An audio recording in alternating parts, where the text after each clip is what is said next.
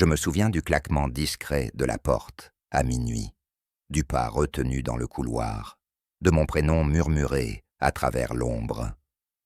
Ce soir-là, à Montreuil, j'ai compris que le danger ne criait jamais. Il chuchote, reste un souffle derrière la frontière et attend que vous l'ouvriez de l'intérieur.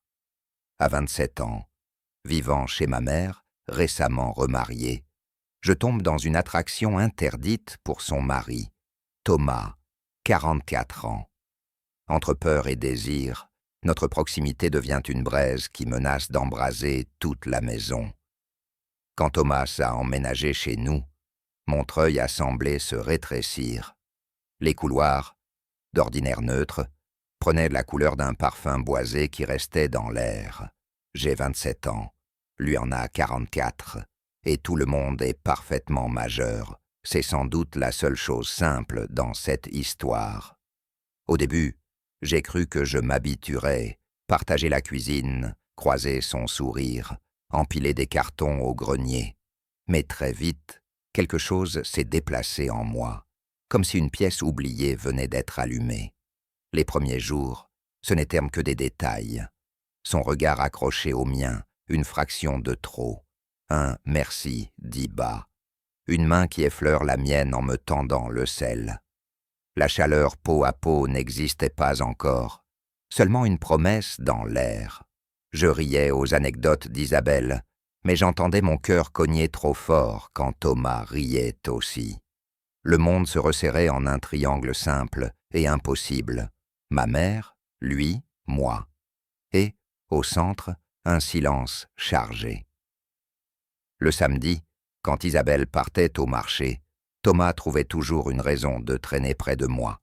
« Un café ?» demandait-il d'une voix calme. Nous nous asseyions dans le jardin, le soleil sur les épaules, et je sentais ma peau se souvenir d'un hiver qui n'existait pas. « Tu as déjà eu une histoire sérieuse ?» La question tombait comme une plume lourde. « Rien de vraiment sérieux », répondais-je. Il hochait la tête, ses yeux ancrés aux miens. L'air vibrait. Un electric spark sans étincelle, une promesse sans phrase. La nuit est venue confirmer ce que le jour insinuait.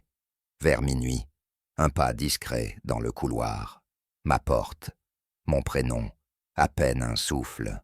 « Lucas, tu dors ?» Tout mon corps s'est figé. Je savais que si j'ouvrais, le monde se mettrait à pencher. J'ai tourné la poignée.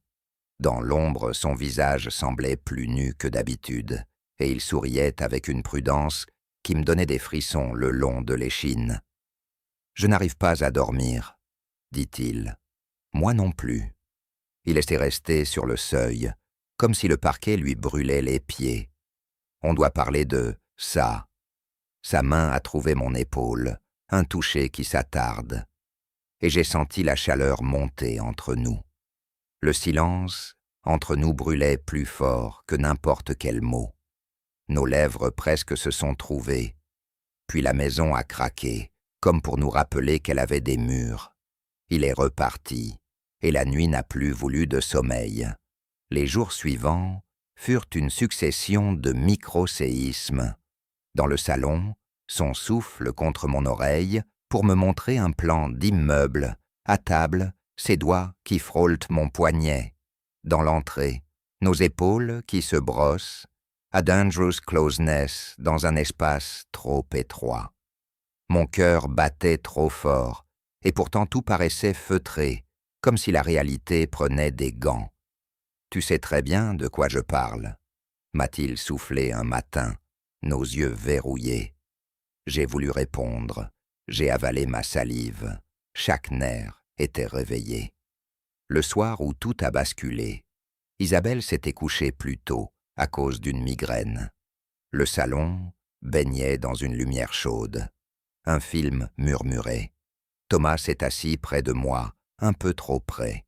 Nos bras se sont touchés, skin to skin warmth à travers le tissu. C'est une folie, ai-je dit sans bouger, mon regard verrouillé au sien. Peut-être, a-t-il répondu, mais je n'arrive plus à respirer autrement. Sa main s'est posée sur ma cuisse. légère, tremblante, et l'air a épaissi d'un coup. La pièce a rétréci jusqu'à contenir uniquement notre souffle. Nous étions à un souffle de franchir la ligne. Puis une voix est tombée de l'étage. « Thomas, un verre d'eau, s'il te plaît. » Le moment s'est figé dans une immobilité dangereuse. Il s'est levé, la main retirée comme si elle s'était brûlée. Mon pouls affolé ne me laissait plus entendre la musique. Quand il est revenu, ses yeux avaient changé. Elle m'a demandé pourquoi tu semblais tendu ces derniers temps. M'a-t-il confié, bas. J'ai senti la tempête en moi. Qu'as-tu dit? Que tu étais fatigué, mais elle nous regarde différemment. Nous sommes restés côte à côte sans nous toucher.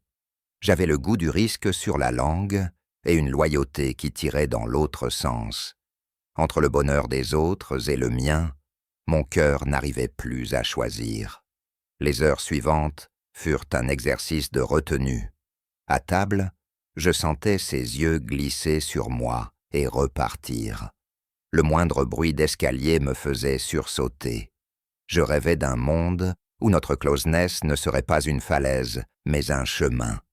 On doit être prudent, a-t-il dit en rangeant la vaisselle. J'ai acquiescé. C'était vrai, c'était tard, c'était nous. Le lendemain, Isabelle a parlé de choses simples, ses cours, la météo, le voisin du troisième, mais sa voix portait un fil tendu. Je l'ai vu observer les vides entre nos phrases. Les non-dits faisaient plus de bruit que nos mots. Le soir, dans la cuisine, Thomas a posé par réflexe sa main sur la mienne en me demandant si j'avais mangé. Un geste infime, presque rien. L'air est devenu lourd lorsqu'elle est entrée plus tôt que prévu. Son regard a balayé la scène, ses doigts à lui, les miens immobiles, puis s'est planté dans les miens. Un sourire bref, trop lisse, qui m'a donné froid. La nuit a été longue. Je tournais dans mon lit, chaque pensée en feu sous ma peau.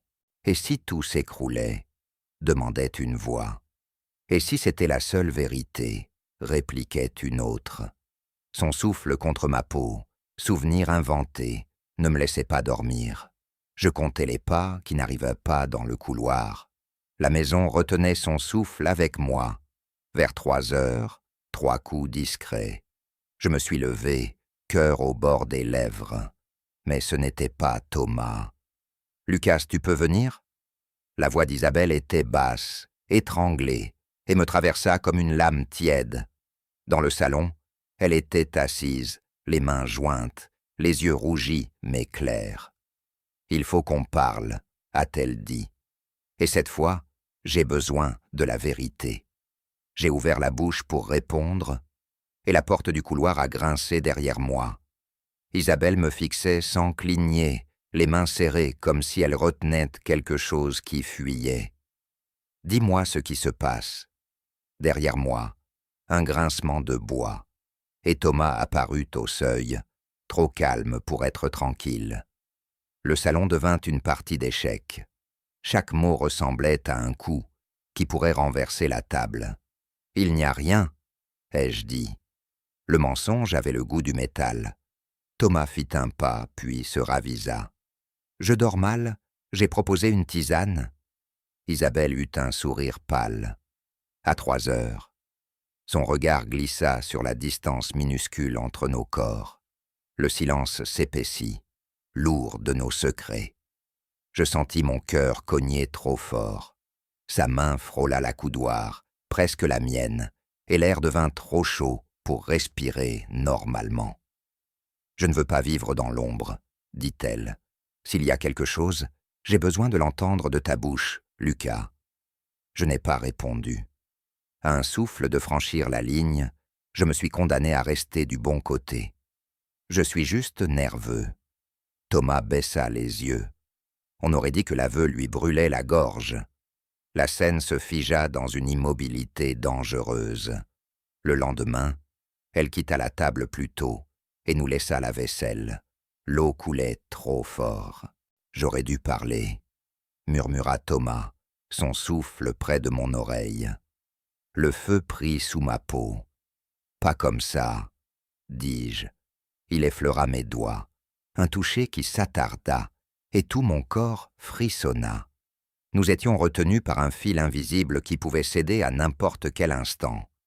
Pour ne pas étouffer, je proposai une marche le long du canal. Les arbres faisaient écran, la ville semblait loin. On doit choisir, souffla-t-il, mettre des murs ou accepter l'orage. Nos yeux ne se lâchaient plus. Sa main trouva la mienne, peau contre peau. Un éclair nous traversa. Nos lèvres presque se cherchèrent. Mon téléphone vibra. « Isabelle, rentre », disait son message. Le moment se brisa net, et aucun de nous ne sut bouger. Le soir, elle parla de sujets simples et nous regarda comme on regarde une porte qu'on n'ouvre plus. Je répondais trop vite, lui trop lentement. En me levant, nos épaules se frôlèrent. Une proximité dangereuse fit dérailler la pièce. « Lucas, reste », chuchota-t-il, la voix basse. « Pas ici », soufflai-je, sans savoir si je parlais de la maison ou de ma vie. Dans ma chambre, l'orage en moi ne se calmait pas. Chaque nerf était éveillé, chaque souvenir de son souffle rallumait l'air. Je n'ai pas entendu Isabelle entrer. « J'ai besoin de te protéger, même contre toi, » dit-elle. « Il n'y a rien. » La phrase tomba comme un caillou. « Alors pourquoi trembles-tu » Je n'avais pas de réponse qui ne casse pas tout. Elle repartit en silence, et mon cœur continua de battre trop fort pour la nuit. Le surlendemain, un détail fit éclater la bulle. Mon sweat gardait son parfum.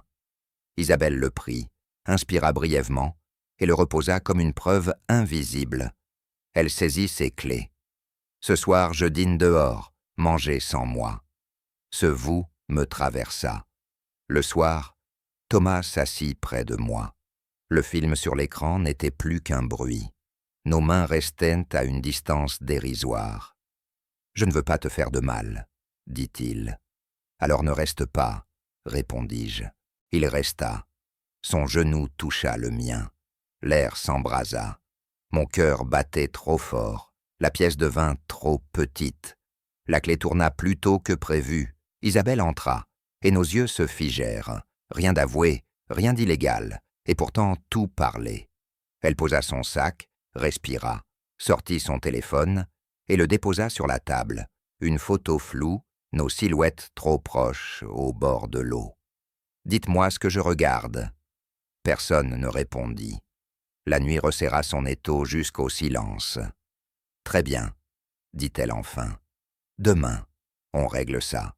Chacun me dira la vérité. » Elle monta l'escalier.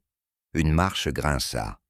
Quand la porte de sa chambre se referma, Thomas glissa 3 mots qui me firent vaciller. Je ne fus plus.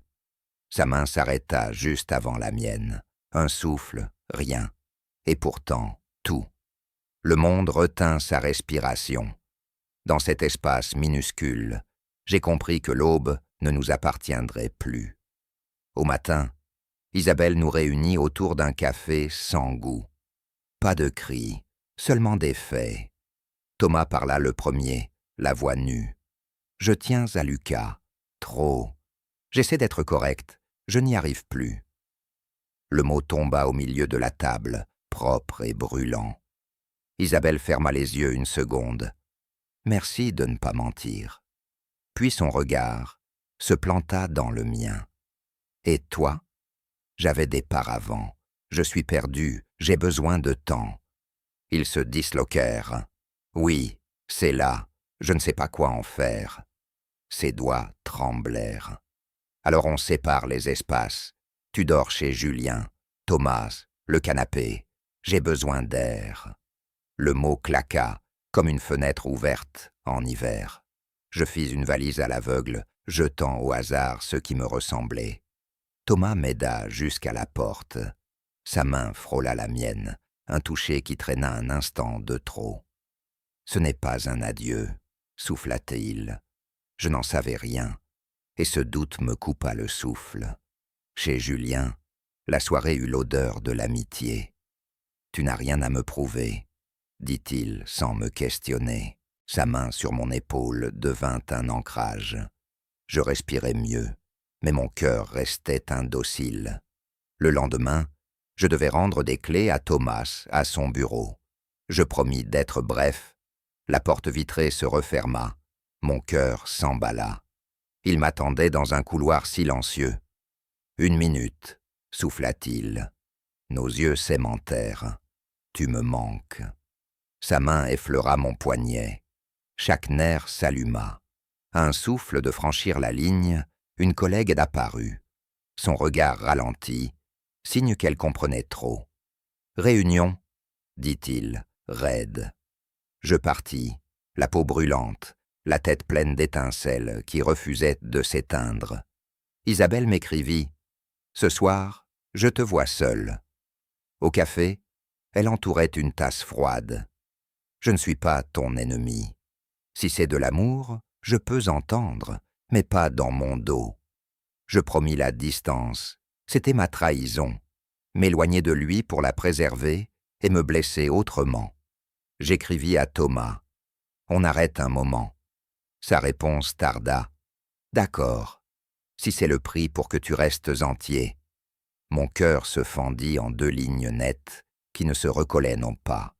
Les jours suivants, je vécus en apnée. À la maison, quand je passais prendre du courrier, l'air faisait des angles. Thomas était poli, Isabelle douce. Nous étions des étrangers lucides. Pourtant, à de rares croisements, nos regards s'attrapaient. 1 seconde trop longue, une braise sous la cendre. La rumeur, elle, gagnait du terrain.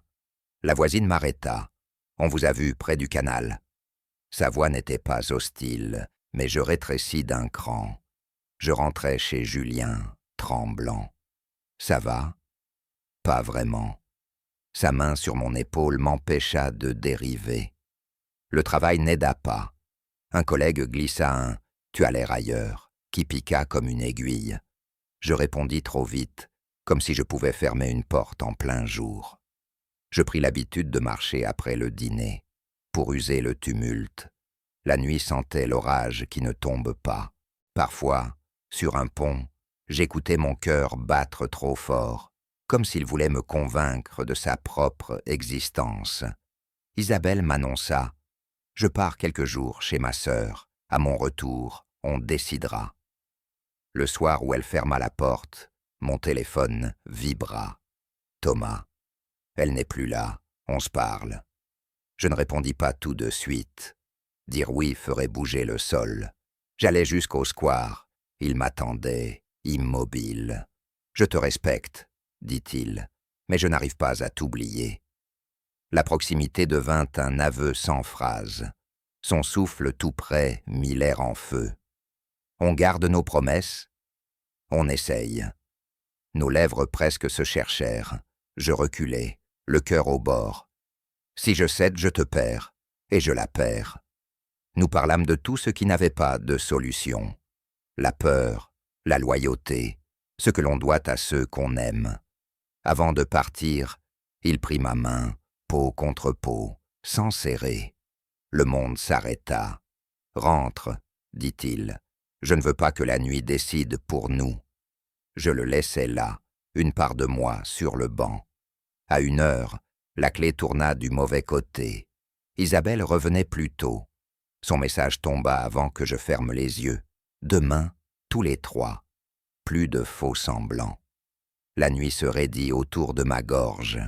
Je ne savais plus quelle vérité sauver. Autour de la table, nous avions perdu du sommeil et des certitudes. Isabelle posa des règles nettes. Pas de demi-mot, pas de rendez-vous caché.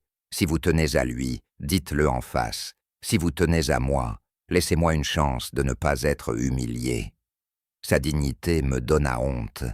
Je vais chercher un studio, dis-je. Thomas hocha la tête. Je t'aiderai. Elle acquiesça, et le jour se remit à tourner, un peu de travers. Je visitai des annonces. Rien n'allait. Trop cher, trop loin, trop vide. Le soir, Thomas envoya une adresse. Clé chez le gardien. Le studio sentait la peinture fraîche et l'idée qu'on peut recommencer. Il entra plus tard avec une lampe, pour que tu n'attendes pas la lumière. Nous parlâmes en restant loin l'un de l'autre. J'ai dit à Isabelle que je t'aiderais à partir proprement, souffla-t-il. Sa main frôla la table près de la mienne, la chaleur monta. « Je t'aime », dit-il, simple. Le mot me cloua. Je me levai pour mettre de la distance, et ma distance n'avait pas de jambes. Des pas dans le couloir nous figèrent, puis le silence revint. On ne peut pas vivre dans une forteresse de mensonges, soufflai-je. Alors on parle à Isabelle ? Je n'osais répondre. Il reçut un message. Elle rentre demain matin. Je dors ici, dis-je. Seul, je veux m'habituer au vide. Il hocha la tête, mais ses yeux disaient autre chose. Il s'approcha à 2 pas. Nos souffles se mêlèrent, le monde s'effaça. Nos lèvres presque se cherchèrent. Non, pas comme ça. Il s'écarta, digne et blessé. Je m'allongeai, le feu sous la peau. À minuit, il frappa. Je n'arrive pas à te laisser seul.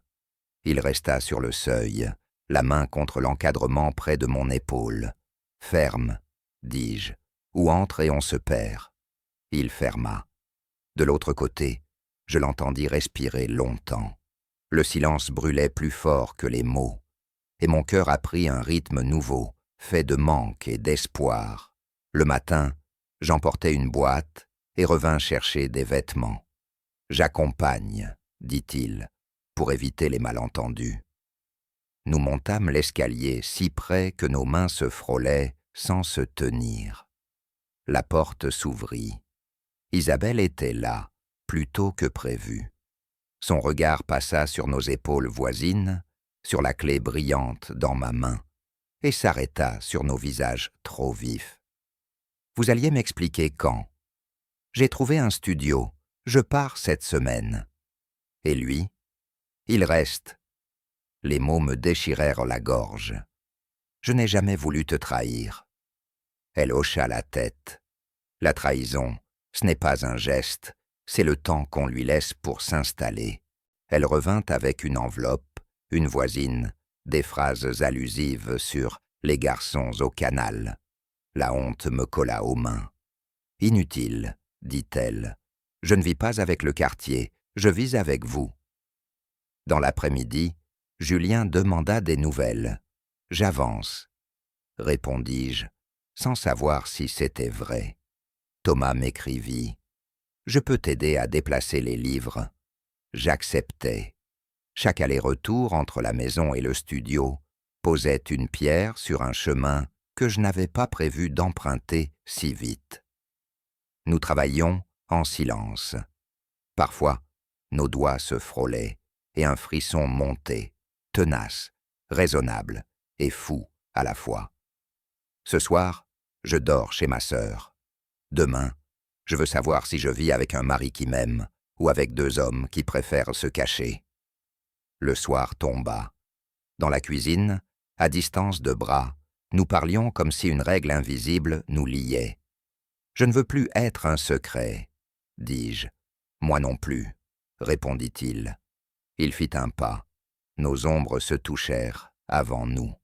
Son souffle près de mon oreille mit ma pensée en cendres. À un souffle de franchir la ligne, la poignée tourna sans bruit. Isabelle se tenait là, très calme. Elle regarda la scène. Nous, trop proches, ma boîte, la clé. Elle ne cria pas. Elle dit seulement « alors c'est oui ». Et le monde, une fois encore, cessa de tenir en place. J'entendis ma propre respiration, sûre et étrangère, comme si quelque chose avait décidé à ma place. « C'est oui », avait dit Isabelle. Elle s'assit, droite. « Je ne veux humilier personne. Thomas, tu pars ce soir chez un ami. Lucas, tu gardes le studio. Dans une semaine, on se revoit, et chacun dit ce qu'il choisit. Pas de gestes volés, des choix. » Sa clarté me fendit. Thomas acquiesça, sans se défendre. Tout devint concret, presque praticable, et pourtant mon souffle resta court. Je passais l'après-midi entre la maison et le studio. Chaque trajet m'arrachait quelque chose. Thomas portait des livres, se taisait mieux qu'hier. Par moments nos mains se frôlaient. Un toucher qui s'attardait rallumait l'air. « Je suis lâche », souffla-t-il. « Non, nous sommes en retard sur nous-mêmes. » Je le pensais vraiment, et je n'en étais pas sûr. Je vivais dans ce double pays, où une phrase et son contraire sont vrais, au même instant. Un message alors, d'un numéro inconnu. On doit parler. Ce que vous cachez n'est plus un secret. Une photo apparut. Nous deux au canal, trop proches pour être innocents. Mon cœur tomba d'un cran. « On ignore ?» proposa-t-il. Je rangeai le téléphone, comme on met un feu dans une boîte, mais la chaleur restait. J'entendais déjà la rumeur escalader les étages et s'asseoir devant nos portes. La nuit venue, il partit avec un sac. Sur le palier, sa main contre l'encadrement, la même place que la veille. J'ai choisi de ne pas choisir pendant des années. Voilà où ça mène. Je m'approchai. Nos visages à peine séparés. Nos lèvres presque se cherchèrent. Pas ce soir. Si on franchit la ligne, ce sera en plein jour. Son regard brûla le mien. Alors attends-moi au jour. Il descendit lentement, comme s'il apprenait à quitter une pièce nouvelle.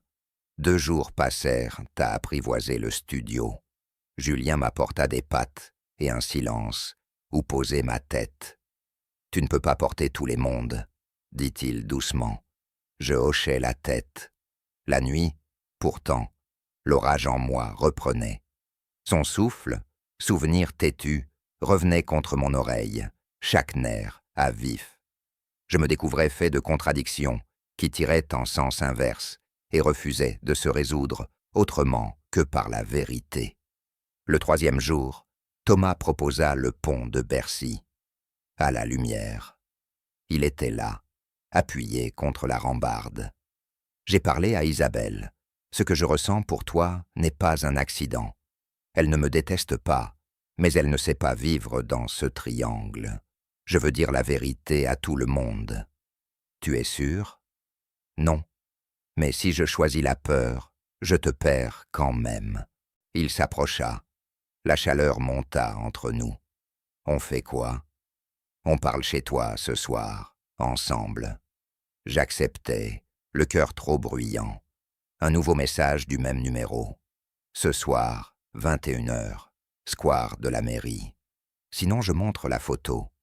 Quelqu'un nous tient, dis-je. On y va, répondit-il. À l'heure dite, une silhouette sur un banc. La voisine, aux phrases prudentes. Ça circule déjà, dit-elle. On m'a demandé de vous prévenir. Faites vite ce que vous avez à faire. Après, ce ne sera plus vous qui déciderez. Elle s'éloigna, nous laissant l'air trop court. Je sentis la peur et l'espoir se battre sans merci dans ma poitrine. Demain matin, on dit tout, murmura Thomas. Je lui pris la main, peau contre peau, sans la cacher. Nous marchâmes jusqu'à ma rue. Au coin, un taxi s'arrêta. Isabelle descendit, plus tôt que prévu. Elle nous vit, nos doigts liés, et ne recula pas. Elle me tendit une enveloppe. Tu devais la lire demain. Lis-la maintenant. À l'intérieur, une lettre de Thomas, écrite la veille. Si je renonce, c'est que j'ai eu peur. Si je disparais, cherche-moi où l'eau passe sous les arches. Isabelle ajouta, il m'a appelé, il veut qu'on parle tous les 3. Elle inspira et ouvrit la porte. La clé tourna dans la serrure. De l'autre côté, un pas s'approcha, et sa voix à lui, basse, vint nous couper le souffle. Entrez, il est temps. Le monde se resserra en un couloir étroit, où chaque choix allait prendre sa vraie taille. Je sentis ma main serrer plus fort la sienne, prête et tremblante à la fois.